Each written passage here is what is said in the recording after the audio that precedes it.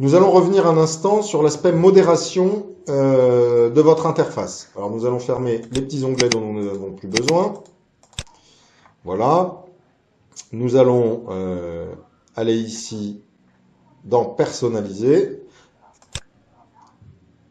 Et au niveau de la diffusion, nous allons choisir donc une modération avant affichage bien sûr. Et on va dire déléguer la modération avec ce mot de passe. Donc là on va mettre le mot de passe AZERTY, on s'en fiche, de toute façon il changera évidemment après ce tuto. On valide. Et à partir de ce moment-là, quand vous allez cliquer sur gérer le mur d'image, vous avez ici déléguer la modération avec cette URL. Et là on vous donne une URL. Donc celle-là, quand vous allez la copier et que vous allez la coller dans un nouvel onglet, vous allez avoir une interface de modération, sachant que là, la personne ne peut pas supprimer physiquement des photos, ne peut pas aller interagir sur votre mur, elle ne peut que décider d'afficher ou de masquer des photos.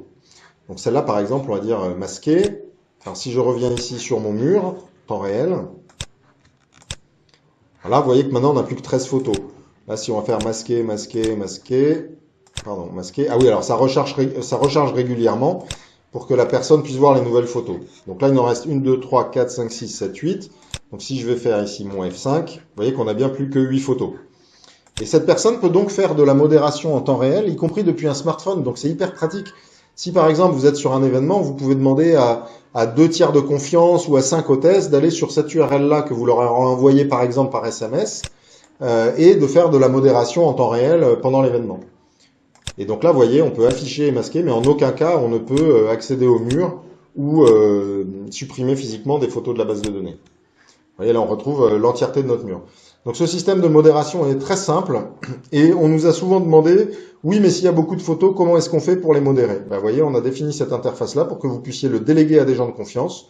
Et dès lors qu'une photo va rentrer à peu près dans votre cadre éditorial et ne pas enfreindre des lois sur la confidentialité, la violence, l'incitation à la haine ou ce genre de choses, et ben vous pouvez laisser les gens valider vos photos.